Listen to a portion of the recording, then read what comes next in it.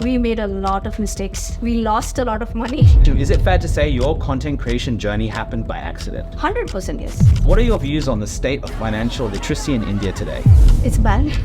If you're building a course, there is zero cost involved. It's just your time, your efforts. I think that is the minimum thing that you can do. There is no excuse for not doing this. Just start. You don't need 20 million followers to build a business. So when we control our own destiny, we can build a far bigger, more long-term sustainable business. Rachana, welcome to NAS.io. Thank you. It's great to have you here. We're just in Bangalore. We've had you speaking at the NAS Summit. Yes. How was your experience? It was terrific. I mean, I was so happy to see such a huge number of people turn up. And I think this was my first time when I spoke in front of almost 1,000 plus people. But there's one thing which is missing. I think there was no shairi since morning, right? I mean, talking about a topic like finance, that too after lunch. So I was a little bit scared, but everyone was listening and everyone was giving answers. I think they were pumped up with energy. I mean, the room was so engaged. Absolutely. I could hear a pin drop. You really captivated them. So today, first of all, we're really grateful to have your time. Thanks. And a lot of people on the watching this today are content creators, they're solopreneurs, they're looking to create content, build a business, they want to manage their finances better. And so we're really excited to talk to you about a bunch of things. Sure. But what I want to start with is about you. Okay. Tell us your story. Sure. So I became a chartered accountant, which is like a CPA equivalent of abroad. And I cleared that in my first attempt in 2008. It's considered to be one of the toughest exams in India. But immediately after that, I was pretty sure I don't want to do a typical 9 to 6 job, working back office. I didn't love that. So I started teaching MBA finance students. Then I started teaching CA students. I started teaching for a post-qualification forensic audit course. Then I started giving investor awareness programs on behalf of SEBI. So SEBI is like the regulator for Indian stock markets. And I became a resource person for them. So basically my role was to create awareness about investments all across Pune and across Maharashtra. And then I also used to take up certain corporate trainings. So almost from 2009 to 2019, that is what I was doing, all these 5 activities simultaneously. 2019 started, I was just thinking to myself that 10 years I've been doing the same thing. Should I venture into something different? And while me and my husband, we were brainstorming on this, we were just thinking of what else can we do? And we just thought of one thing that was about stock market. But there's a reason for that as well. We both have been investing in the Indian market since 2006. So when we were at CA final level, that is when we started our investing journey. We made a lot of mistakes. We lost a lot of money. And I think I understood what is not to be done first rather than what is to be done first. It's funny how you learn often from mistakes, right? Absolutely. And at that time, see, I'm talking about 2006. So there was no YouTube. There was no one to teach how to invest. And so I learned by myself, by reading newspapers, by watching to TV shows. And then I slowly started to understand, this is how it works. These are the different terminologies. And what I used to do is I used to break down one terminology per day for my students. So the students used to be like, we are learning about stock market in our MBA, in our CPA. So everyone used to attend my classes. Wow. So many students asked me that because you teach just one term per day, could you take a course for us? So this was not part of the curriculum you were teaching? You added it in? I added it in. Wow. And while a lot of other teachers used to complain that college students bunk the class, I always used to complain that there are less number of benches in the class. Because other students used to also come into my class to learn that one thing in my classroom. So that must have been a great insight for you to see. This Absolutely. was something people want to learn. Exactly. And it's underserved. True. And even when I was a student, I used to love when my professors used to give some practical insights. And that is what typically is missing in college students. So when I started giving this as an additional input, everyone loved it. In fact, in 2019, when I thought of doing something else, it was a very easy thing for me to understand that, okay, this is the thing that I've been getting as a feedback for last so many years, and I think I should try this out. So that is when I came up with a course which was titled as Basics of Stock Market. So basically it was a compilation rather than me coining a term, compilation of 70 plus concepts, and it was almost a 15 plus hours course that I designed.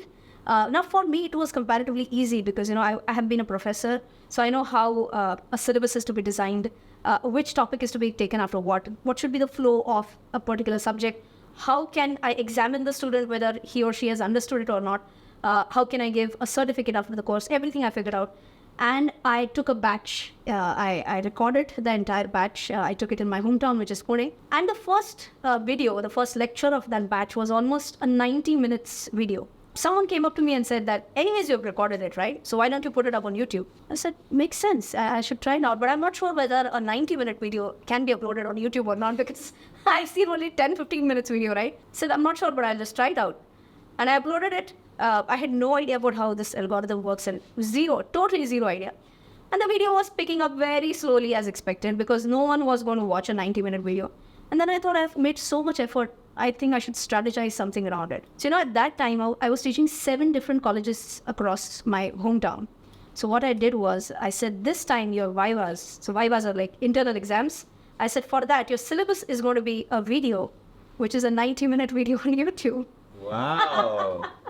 So I was teaching almost 10,000 students put together across 7 different colleges. So I assured 10,000 views. Wow, okay, I love this trend. It's very smart. So you drove your students to the video. Yes, I did. And it was a 10 marks viva. It was a 10 marks exam. So they had to watch it. They had no choice. But then, the best part was that when they viewed the video, they're like, we were not sure whether we'll be able to understand this or not. But, while we started the video, we just paused it. We took out our notes. We took out a pen, paper. We started taking notes. We found it really interesting. And everyone was like, I shared it with my school friends. I shared this video with my college friends. And in first 3 months, this video took off to 25,000 views, when my subscriber base at that time was around 7 or 8,000. And that to a 90 minutes video, right? Yeah. So even YouTube was maybe confused whether something's going wrong or not. And believe it or not, my first ever monetization was blocked. They were worried that something was happening. Worried something is happening. Why all of a sudden the views are picking up on this video? They didn't know I had an exposure to 10,000 students. And then when I just tried to email and stuff, they said, we are just figuring this out. If we feel that you have not done any suspicious activity, we would clear it. Okay. And within 2 months, it got cleared. And I was so happy to receive my first ever check of $100 and something.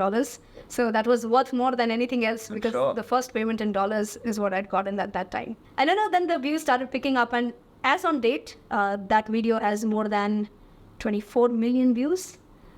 Yeah. And that's just over time. It's just grown and grown and grown. So that's really interesting, because you've taken, I would say, not the typical route to becoming a content creator. No. Because you went from CPA to educator. Yeah. And then it was just taking your education, putting it online, and then actually driving people offline. Yeah, absolutely. And that's such an interesting journey. So your content creation, is it fair to say your content creation journey happened by accident? 100% yes. I can say that. Because as I mentioned, I didn't know how YouTube works. I had zero idea whether it can be monetized or not. So just because few students came up to me and said that, just put it up on YouTube. That was the only reason why I put it up on YouTube. And then I actually started reading the comments. Everyone was appreciating my content in the comments, and they said, we want more. And that is how I said, oh, people are liking it. I should put out more and more content. So I was taking feedback from my viewers, and based on the feedback, I started creating more and more content. So that's how it happened. So I always say that earlier I used to teach in 4 walls, within 4 walls. And eventually the walls disappeared, and I'm teaching online. So did you find that you got more feedback? Yes. Than you would in a physical classroom? Definitely. And the biggest difference was that in a physical classroom, I had only MBA students, I had CA students. But when I took my video online, there were doctors, there were engineers, there were people from arts background, and there was one common thing in everyone's comment. They mentioned that we are from a non-finance background, but still we were able to understand every single bit of what you explained in the video. Wow. So that was a great feedback for me, I can say. That's great. And I think for people watching who are thinking about starting as a creator, I think there are 2 insights for me from what you said. The first is that by bringing your content online, you open what you do up to so many new types of people. Absolutely. If you're teaching in a traditional college, maybe people can't afford to go to the college. True. Maybe they didn't get into the college. Absolutely. Right? All those people can access your teaching. True. But the second part was understanding that if what you're doing is very relatable and broad, then actually there are many types of people who wouldn't even think about it. Absolutely. Who can access it. Very true. And this is really fascinating. So when you got these feedback, when you got these comments, you started making more videos. Absolutely. Was there a point where you said, I am now a content creator? Yes, of course. And that happened in the same year, in 2019.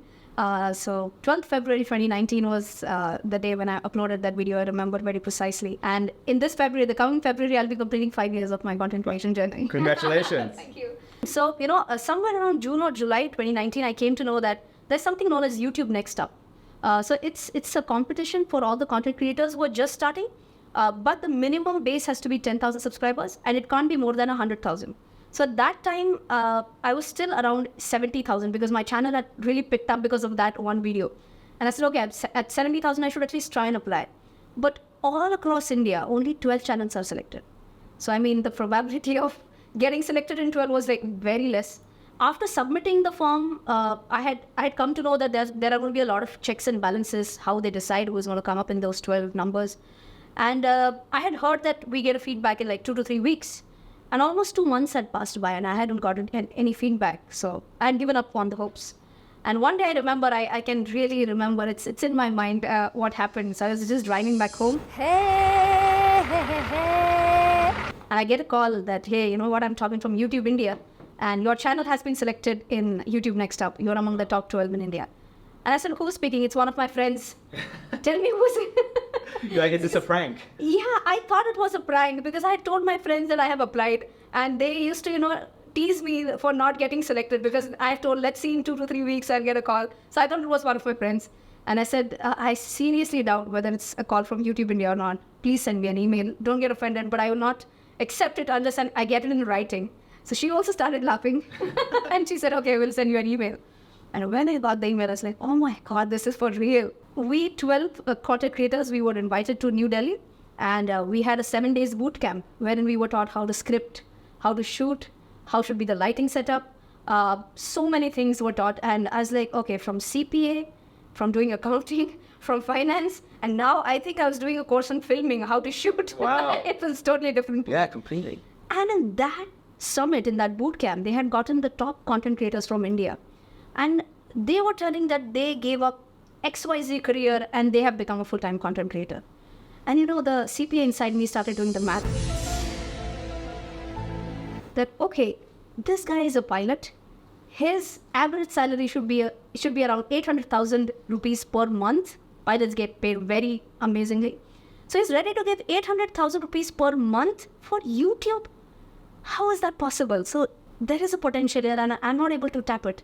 So after that entire 7 days boot camp was over, I was blown by these experiences and, these stories. So when I came back, I had a word with my husband and I said, you know what, is it okay if I stop teaching? And is it okay if I quit all my assignments at one shot? Because there'll be zero income from my side in that case. So you'll have to support for that.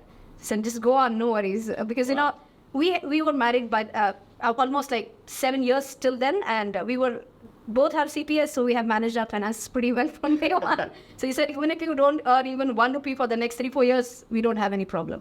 So I said, okay, I can take that leap of faith. So 1st January 2020, I became a full-time content creator. Wow. I gave up all the assignments and I said, I want to focus on content creation. And March 2020, lockdown. Corona, Corona, go Corona. So, you made a big decision in the sense that you didn't say, let me do this part-time. You said after that boot camp, yeah, you said, I'm going all in. Absolutely. Do you think that was a big turning point? 100%. Because in 2019, even by the end of 2019, I had almost 4 lakh subscribers.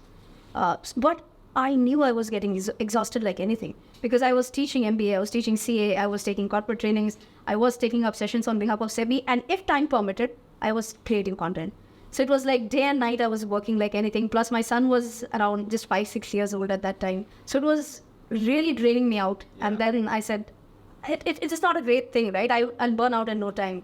So I have to take this decision, either this or that. And so you saw enough positive signs with the award, yes, that you're like, I'm on the right track. Absolutely. And now if I double down?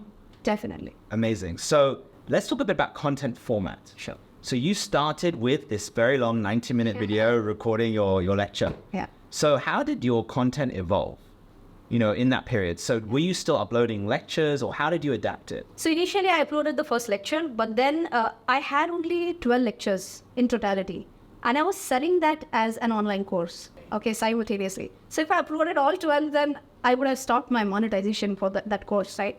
So I realized at that point in time that I have to create content, something other than those lectures. So that's when I started creating one concept per day kind of a video. But not per day, I had that in my mind initially, but then I said, with the existing routine that I had, I decided one concept per week. So I started by releasing one video every Saturday. So I started with what is PE ratio, what is dividends, what is book value, what is an IPO. So all these simple terms, but just one concept per week. That's how I got started.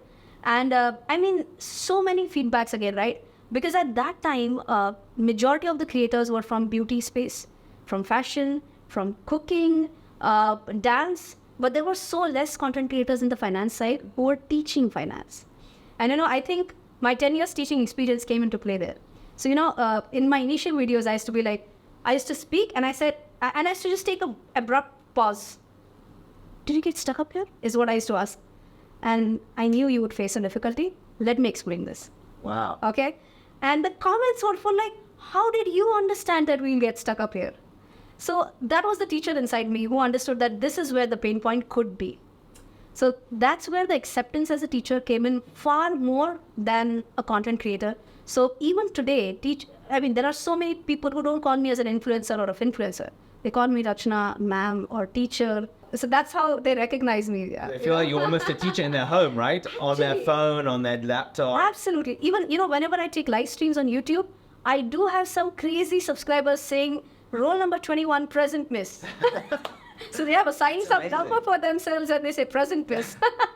That's amazing. And in terms of what I love about that example is, it's easy when you start creating content to think, PE ratio, IPO, these are too basic. True. But you made a decision that these terms need to be explained in a simple and accessible. True. And I think that must have come from your time as a teacher, understanding Absolutely. that most people out there don't understand these basic things, and it's okay. Yeah. And you're in a position where you can explain them in a way that it doesn't matter who you are. True. That you need to understand them. Absolutely. Because, after so for me, it was really difficult in the beginning. Because for me, I started doing CPA and, like 5 years grilling into CPA, we reach a specific level, right? Yes. And then again, going back to basics and explaining a very basic concept like what's a debit, what's a credit, what is accounting. So that becomes a bit tricky. It's like, hey, it is that way. Don't ask me why. That is how it used to happen initially. But then I was like, there has to be some whys for that. And then I started drilling it down one by one. And I think even my tagline says finance simplified. Yes. That's what I believe in. If I'm able to teach any person, be it even a grade 5 kid, if I'm able to convey my message very easily, then I think I've solved the problem. That's what I think. So finance simplified, what's great about that line is it really guides all your principles, right? Everything you create, is it finance simplified? Yes. Do you think other creators need to have that one-liner from day one almost, do you think? To be really honest, as a bookish answer, yes. But practically, it's very difficult to identify what is that one line for you. Because even I did not know what was my USP. My subscribers, my viewers, when I analyzed the feedback that I was getting in the comment section, that's where I understood that one word is appearing everywhere, that you have simplified it for us. It was so easy because of you. Even in spite of I'm from a non-finance background, it was like pretty easy for me to understand. So it's easy, simplified, and all that. That's how I came to know, okay, that's my USP. And that's when I coined that tagline for myself, finance simplified. Amazing. And then, you've been doing this for 5 years now. Yeah. I'm sure you run out of things to talk about when it comes to terms. How do you keep yourself relevant for 5 years? So I think there are two types of contents. One is like an evergreen content, which I spoke about till now. So what's an IPO? That's going to be an evergreen content, right? What's a PE ratio? That's an evergreen content. But there are going to be some content pieces which are going to be based on current happenings. So for example, recently a war broke out. And there are so many people who are interested to know that, yes, a war broke out somewhere in the world, but how would it impact our stock market? Would an investment value go down or not? And what is the connection? If a war is happening somewhere outside India, why does it impact our Indian markets, right? So any geopolitical event that is happening around the world, analyzing that and putting out a video, not analyzing that geopolitical event, but analyzing how that impacts our market is what I try to do. There are a lot of companies who come up with IPOs, and typically a booklet has to be released by that company. That's called as a prospectus, right? It's a 400-page document. And I'm sure none of the people who are wanting to invest have that much time and they don't want to take that much effort to go through those 400 pages. So what I try to do is I just try to summarize those 400 pages in a 15-minute video for them. Wow. And how long does that take you to produce? I have a team. Okay, that helps, I was going to say. But that's so valuable, right? Yeah. So you're keeping yourself, the evergreen content. True. everyone, like an IPO is not going away. Exactly. This is going to be relevant in 5 years' time, 5 years ago. So you mentioned earlier in the podcast that you had your first course very early. A lot of creators say to me, no, I need to get to a certain size and then I'll actually launch my first product and make money. So tell us a bit about that. Why did you decide so early to start selling a course? I think that was the whole intent. I mean, I wanted to be an entrepreneur. I didn't know whether I can become a content creator or not. So I'm an accidental content creator, right? The whole idea was to create courses and to sell these courses to my students. That was the reason why. So from day one, you said, I'm going to create this content and then I'm going to create courses to sell to them. Yes. So from day one, I knew that I have an exposure to a lot of audiences, right? As I mentioned, I had an exposure to almost 10,000 students out there who were crazy to learn about stock markets. So I knew that out of all these people, even if I'm able to convert 1% of them, I have 100 students who can enroll for my courses. So that was the reason why I thought of building up courses first rather than anything else. So you knew you had a captive market. Yeah. You knew that these students might be interested. Absolutely. And you could at least get started. Definitely. I think for other content creators, the thing might be a little bit different because, you know, as I mentioned, I had that added advantage of being a teacher for 10 years. You can imagine the database that I already had, 10 years of database of students, and it was comparatively easy for me to market my courses. I didn't even feel the need of having a platform, a need of having something like a big channel so that I can promote through that. But eventually, when my channel started working pretty well, then I understood that the potential here was like way higher than I'd even ever thought. I still remember that I had told one of my colleagues, so initially my team was of 2 members, okay. So I told one of my team members that, you know, if I cross 200 enrollments in the first 1.5 years, I'm going to throw you a big party. And that happened in like 1.5 months. Wow. So did you stick to your word? Did you throw the party? Yes, I did. So that was the magic of social media, which I had no idea about. So it was fun, I mean, but that's the way you grow, right? If you don't experiment, you're not going to get there. So I feel there's no one answer for this. It's not like first build a platform and then go for courses, or first have courses and then have a platform. Just start. Just start. Just start is the answer. Because if you just keep on thinking A or B, it's not going to solve the problem. It's all about execution rather than just keeping on planning and planning and planning. It's going to take you nowhere. So you only love when you put something out there. Absolutely, absolutely. Because I feel that nothing is going to be perfect. Like I had mentioned, you know, I started my investing journey by making mistakes because there was no one to guide me. It's okay. In the initial few days, it's okay to make mistakes. That's how you learn from it. That's how you take, different, how do I put it? That's how you take different learnings from it, and you just move on. And that's how the journey of any person goes on. And I think a lot of people get nervous about building a course because they think it takes a lot of time and they don't know whether people will buy it. Yeah. So how long did your first course take to put together? Again, I think I had an added advantage. Yeah, because being a teacher, I have designed so many courses. So I knew how the flow should be and whatnot. But still, you know, I remember I had taken a batch where I had requested 10 students to come every day for 10 days. I said, I'll not charge you anything, but you have to give me an honest feedback after the session is over about what was wrong. Should I put it something extra or not? So I think that first batch feedback gave me a lot of confidence. I changed my notes. I changed a little bit here and there in the syllabus. And after that, I recorded the first batch.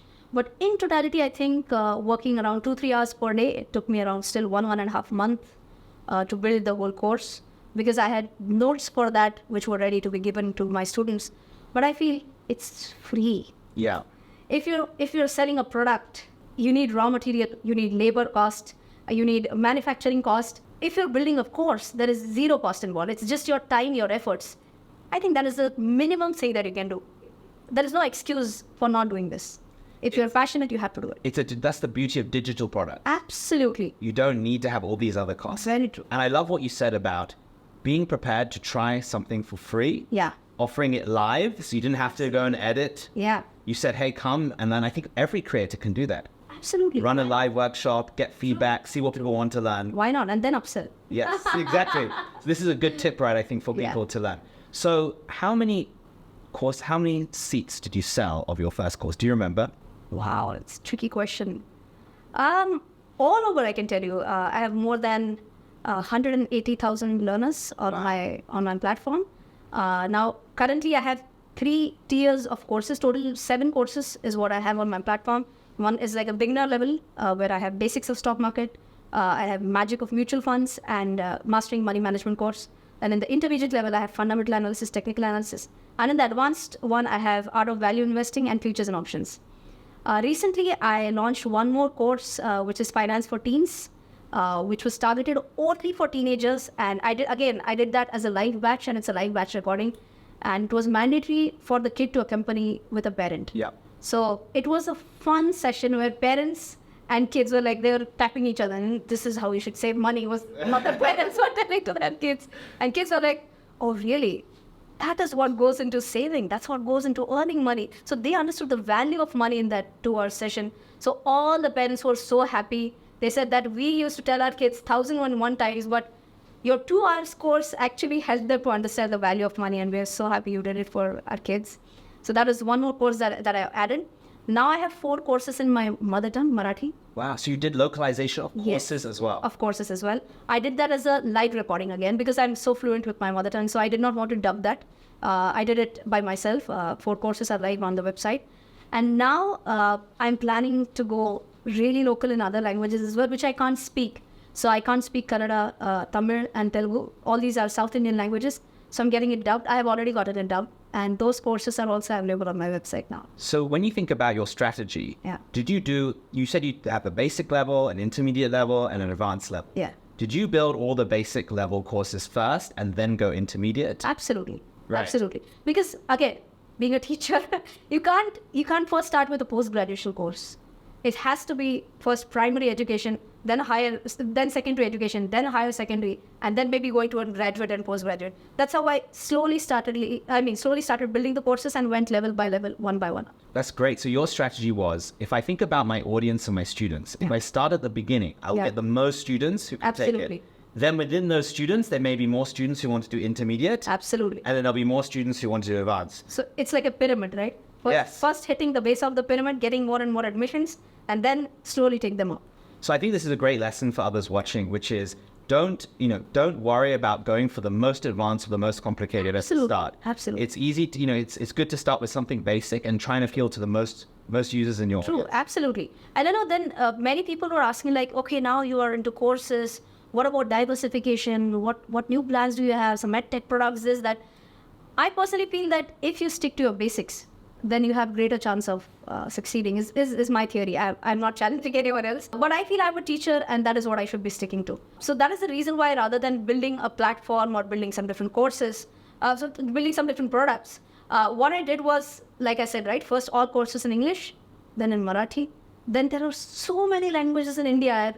I have 130 crore people to target, like such a huge base out here in India. So I just bank on my basics, on a positive side of mine, which is simplifying teaching, simplifying finance, just in different languages. That's what. And I think that's why sometimes creators and entrepreneurs go wrong. Where they say, I've launched a course, now let me launch another product. Where you said, I'm a teacher, this is my superpower, this is my strength. And I can do many versions of this product. Beginner, intermediate, advanced, different languages, different topics. Yeah. And so actually you must have unlimited Absolutely. courses that you could build. True. I mean, I'd read it somewhere, but it was mentioned in some book that with a torch, you can have light, but with a laser, you can even cut a steel.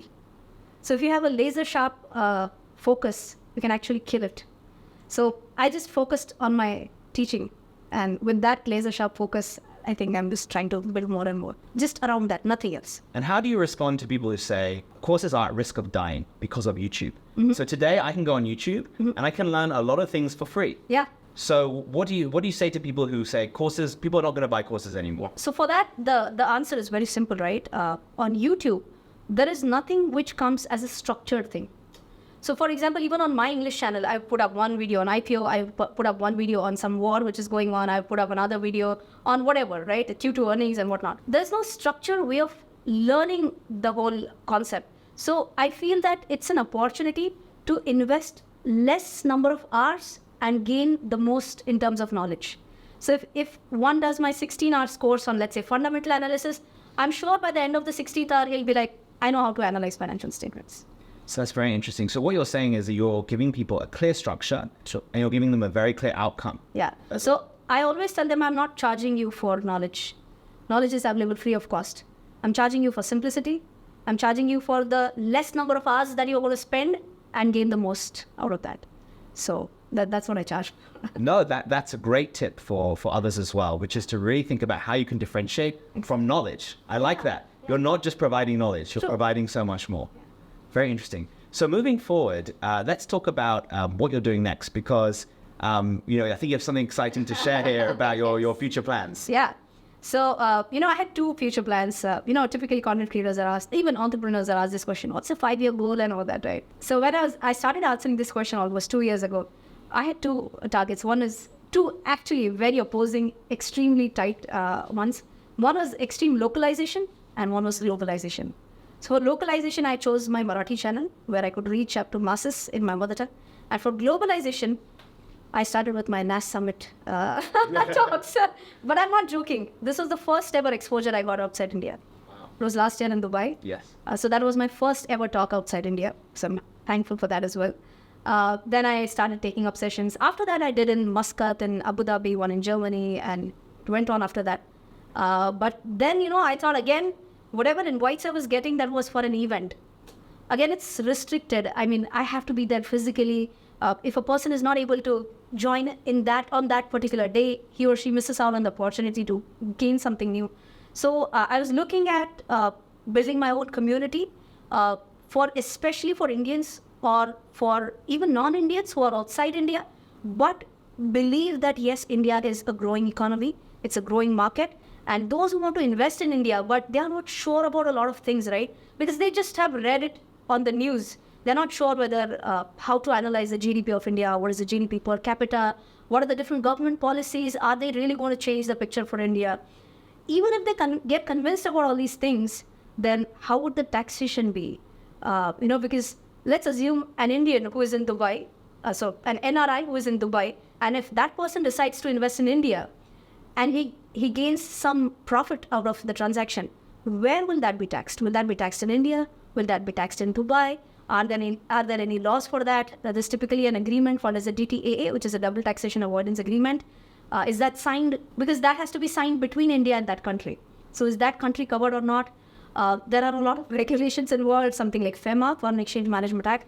So a lot of people are not really aware about the taxation, about the regulatory framework, about the confidence of investing in India. And I think that is what was a problem I felt that I would try to solve. And for that, I decided that why not collaborate with nas.io. And I think that could be a great way to collaborate with the global audiences. And that is how I think I could add value by telling them more about all the points that I discussed right now. It could be through blogs, it would be through videos. If they are content creators, they get some more benefits as well. So I've packed in a lot of benefits in that membership. And I just want to ensure that they'll get the most value out of this membership. And that's how I've designed it on the nas.io platform. So it's very interesting. So your bet is local and global. Yeah. You're saying that actually the world wants to know more about investing into India. 100%. And you think, and I think you're right, that, people like yourself are best placed to explain how to do this. True. It's complicated. I say, as someone who invests, I'm scared to invest in India because I don't understand the tax regulations. Absolutely. I don't know, what the risks are. Yeah. And so there is, I see the growth that's happening in India. True. I'm seeing the startups that are being successful here, the companies that are going public. So as someone living outside of India, I'm reading about the opportunity all the time. And there is this gap. True. What do I do? Absolutely. How do I do it? What are the best places to do it? True. And I think rather than, just saying that, I have my membership and come and join, I think we were just, before we started this podcast, we were talking about something like work ethics. And I think ethics has been a very fundamental thing to me. And I feel that if that is not in place, then it's of no use. So whatever value will be delivered, whatever value will be promised, that will be delivered is my work ethic. And, for that, I always believe that it has to be of best quality. And that is the reason why I've tied up with some top CPAs in India who are working day in and day out in international taxation. Wow. So they have a lot of clients for whom they're already working. So even though I am not a practicing CPA, I don't practice in international taxation, but best people with whom I've already collaborated so that whatever information will be given out in blogs, in terms of videos, that'll be super authentic. So Invest in India, your community is going to be able to have, as you said, you're going to have blogs, keeping people up to date on what's happening in the stock market in India. You said you're going to have CPAs who are going to be able to, people are going to be able to potentially access, right, to when they're worried about tax advice and other things. What else will you be offering? There'll be videos as well. So I'm planning to do one video per month when I'll be talking about one concept at a time so that they also get to know some intricacies about the Indian stock market. So that is what I'm going to offer. I'm also going to offer, this is a special feature for the content creators out there. So those who want to, localize content, for them, there are a certain number of reels that they can get it dubbed free of cost. If they are a member in Invest in India, that's when they'll get that benefit. And if they want to learn from my courses as well, they'll get discounts throughout the year. So they did not wait for any specific event to happen to get a discount. They can get it whenever they want. So there's a lot of value in there. And you've decided to make this an ongoing commitment. You're not just saying, here's a course on investing in India and goodbye. You're saying this is a community membership where I'm going to be giving you value every month. Why did you decide that this might be the right structure for you? Yeah, because I feel that there was a lot of gap here, right? I feel that to become successful, there have to be two things as a recipe. One, you should identify that there is a gap. And number two, you feel that you have the potential to fill up that gap, right? So investing in India, like you also said that because you're based out of Singapore, you're in Dubai, whatever, and you know that there is some potential, but you are scared because you're not sure about the regulatory and tax framework. So there is a pain point, there is a problem that needs to be solved. And I think that, yes, so, when I think about it, why not some other CPA? Why me? Because knowledge is there, but if I were to tell you, if I were to teach you, this is what the regulatory framework says, but in simplified words, you'll be more confident while you invest. Absolutely. Right? And I don't have the time to read long documents and articles. Exactly. So if it's like a 10-pager or a 20-pager thing, and if I'm able to summarize that up, all the key points, if I'm able to summarize in like a 10-minute video, I think you'll be more confident while investing, right? Absolutely. So that's what is a power-packed value added in the membership. I'm excited. I'm going to be one of your first members. Yes. I love it. And I think what's really interesting thread when we think about your journey, teacher, content, horses, and now, invest in India.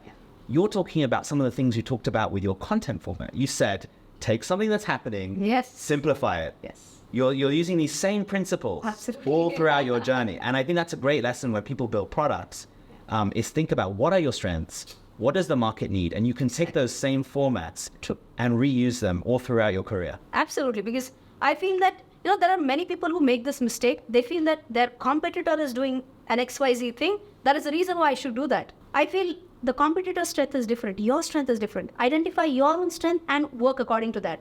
And I feel that if I was able to do it in the past, ideally I should be able to do it right now as well. So I just focus on whatever has worked for me, and I give 100% dedicated effort.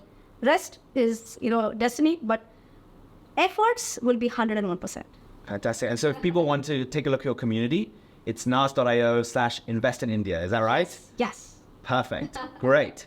Okay, so I want to talk to you about a few other topics around what's happening in the world today. Okay. So I really want to touch on financial literacy. I know it's something you're very passionate about. You made a huge contribution towards improving financial literacy. But tell us, what are your views on the state of financial literacy in India today? It's bad. Tell us more. I read somewhere just 3 out of 10 Indians are financially illiterate. It's a very low number, right? And I think there are multiple reasons for that. It's such an important topic which ideally has to be taught in school, but it is never taught in school. I remember that when I was in school, I was taught about history. In the 100 marks history paper, we had 80 marks history, 20 marks civics. When we had geography paper, we had 80 marks geography, we had 20 marks economics. But in our maths paper, we didn't have 80 marks maths and 20 marks finance. I think that was such a logical split to have, but no one did that. When we grow up, when we start earning money, that is when we start to realize, oh no, what is to be done with this? There are so many kids who would just give their money to their parents and say that, no, you handle it for us. But for how many months, for how many years? At one point in time, you have to be independent and you have to start taking your own decisions. But if you have not learned about it, of course, the confidence is going to be very low. I feel that if that is introduced at school level, I think that is going to be really great.